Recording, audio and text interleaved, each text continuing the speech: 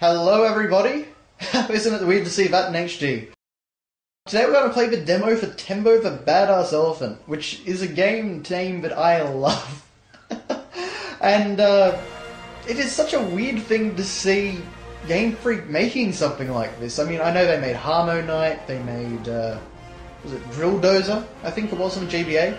And of course, you know, Pulse Man on the Mega Drive and stuff like that, but you know, seeing them actually make a game for PS4 and Xbox One, I think it's Xbox One anyway, it's quite a weird thing, isn't it?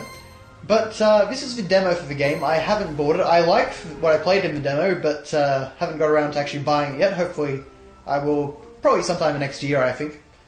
But I just wanted to really show what the game is all about, and to start off with, we've got these you know, really great comic book style sequences. They remind me a lot of, I think it was Regular Show is what it was called, which is a Cartoon Network show, a very similar art style to me.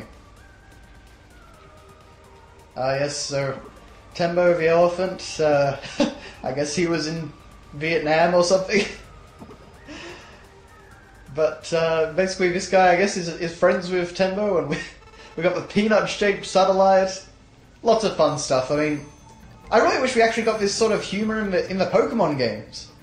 I love it, you know, Tembo's always got this little bird on the top of his head.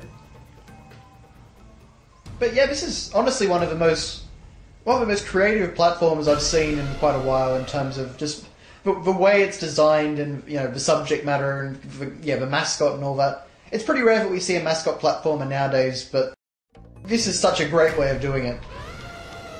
And yeah, the game looks gorgeous. You've got this kind of really great 2D hand-drawn art mixed in with, you know... Actually, you can do a little flutter jump as well, like that, which is very cute. But you've got this sort of, you know, 3D mixed with 2D hand-drawn art style. Okay, I've got to be careful of these boxes. I ran into these my first time through the demo. You can do this cool little roll attack like that. And you can do an uppercut where your trunk turns into like a sledgehammer or a briefcase. I always think it's a briefcase, to be honest.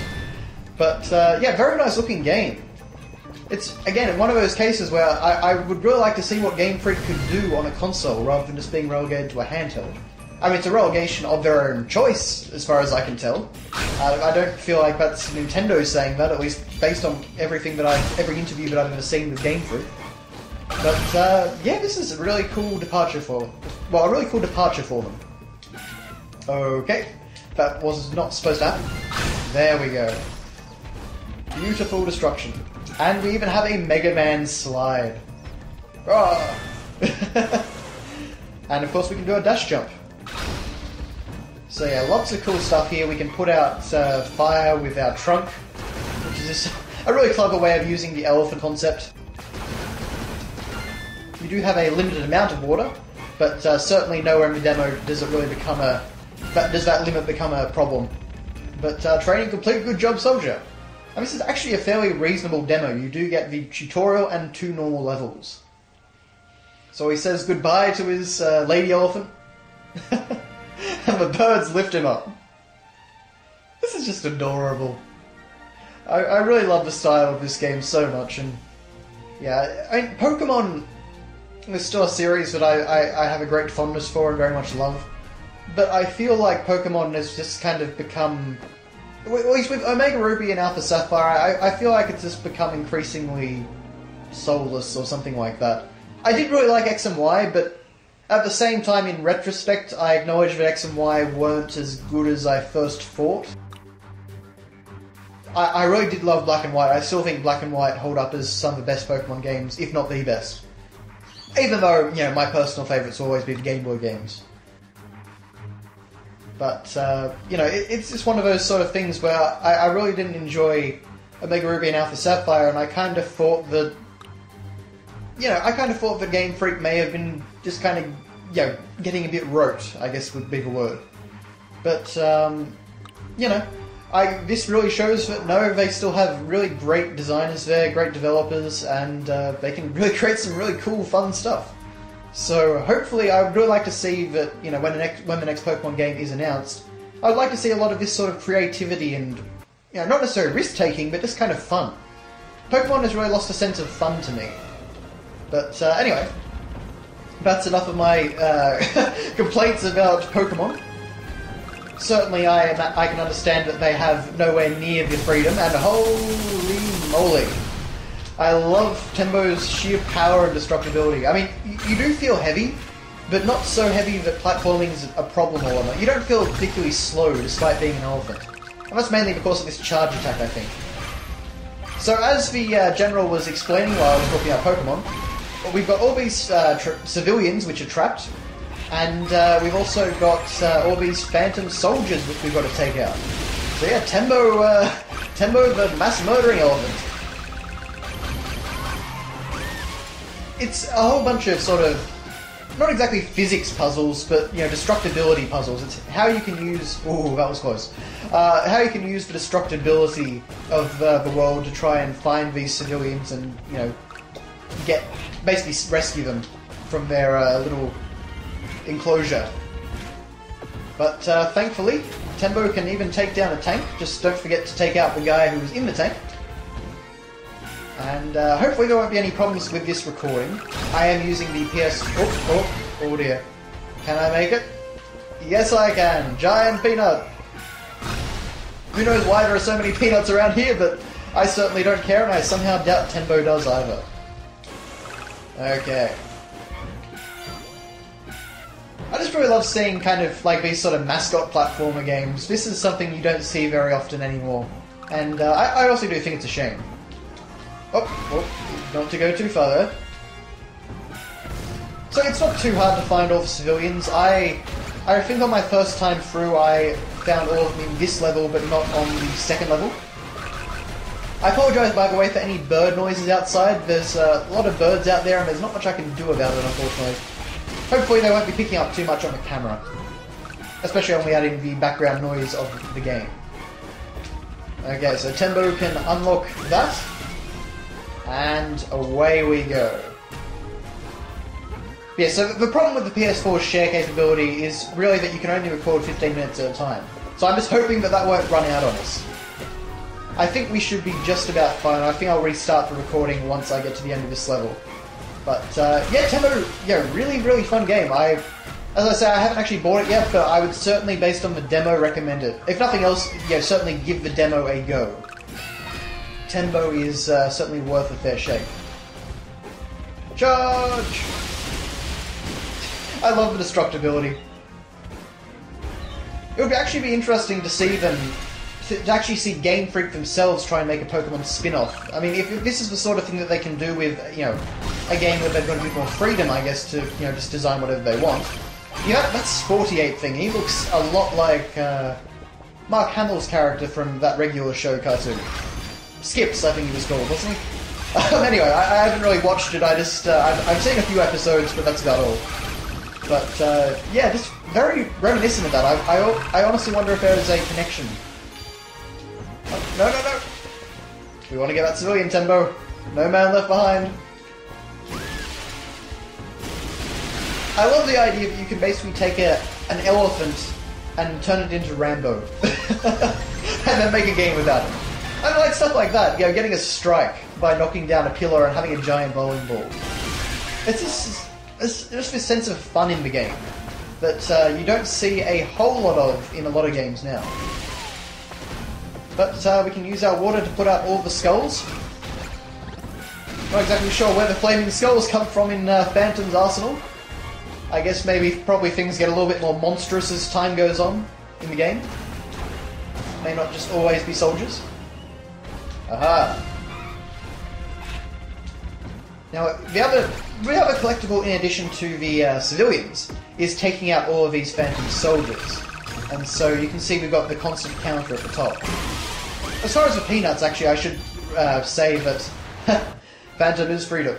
The peanuts really just fill up your peanut butter, and the peanut butter is your lives, basically. So if you die, Tembo will drink down some peanut butter. Sounds a little bit weird, I know. And he will come back to life. But I'll just restart this recording, and we can get into the next level. Okay, well I'm back.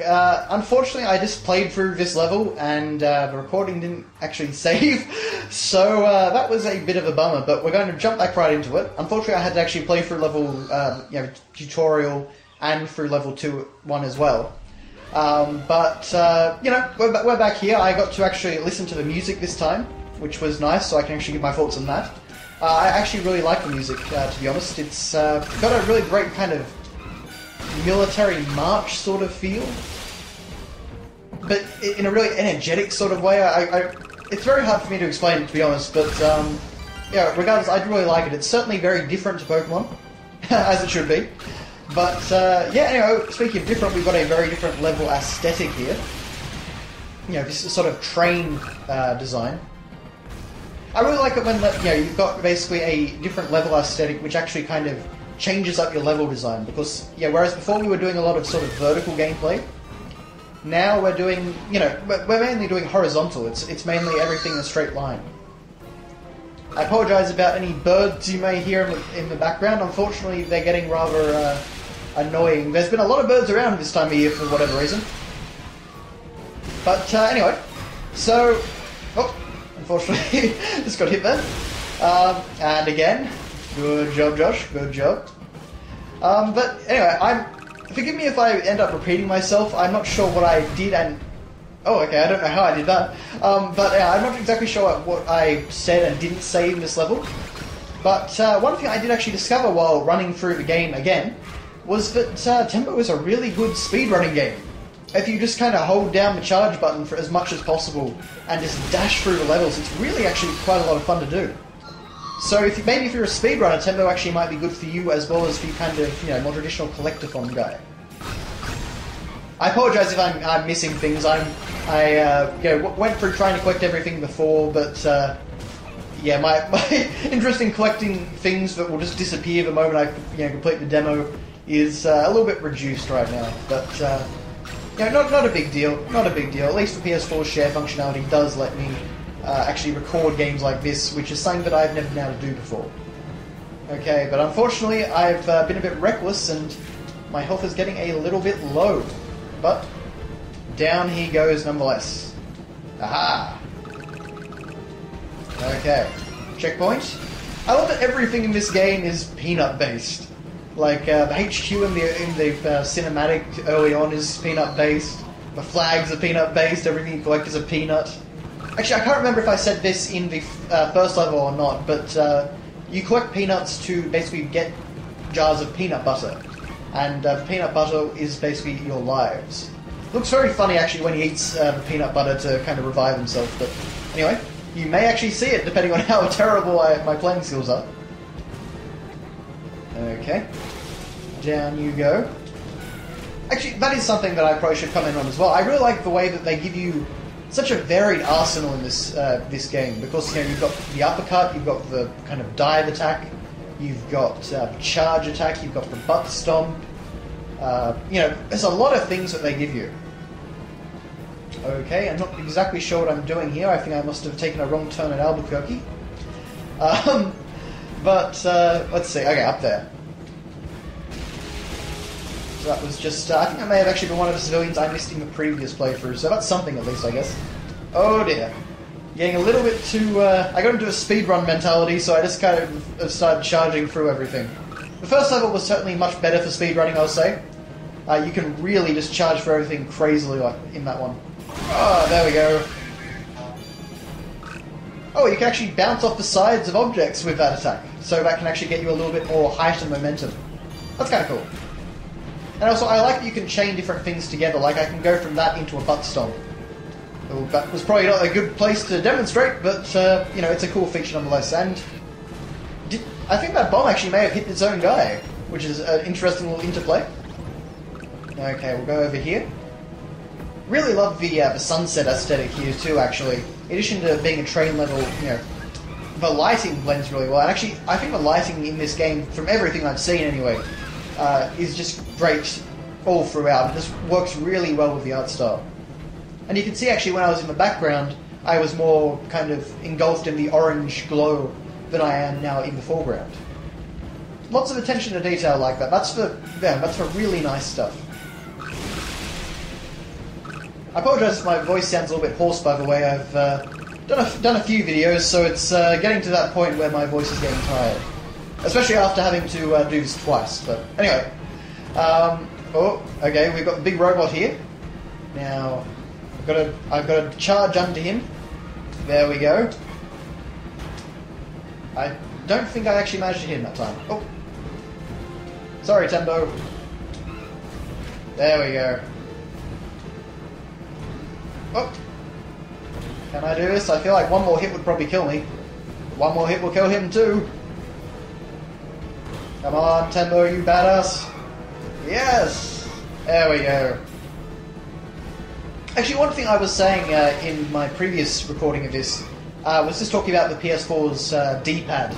And they kind of went in a more Xbox sort of direction with it. I certainly don't like this D-pad nearly as much as the old ones. I don't like the way that kind of the buttons aren't connected anymore. It doesn't feel nearly as nice on my thumb anyway. But, you know, playing this with an analog stick also isn't too bad either. I really don't have a preference in this game, which is interesting because I normally am always on the side of D-pad. But that is Tembo the Badass Elephant for the PlayStation 4. I'm not sure if it's on Xbox One or not, to be honest, but anyway, a great, really fun game, and I highly recommend that you give the demo a shot if you're interested in platformers. So I hope to see some more creative stuff like this from Game Freak in the future. Thanks for watching, guys, and I'll see you next time.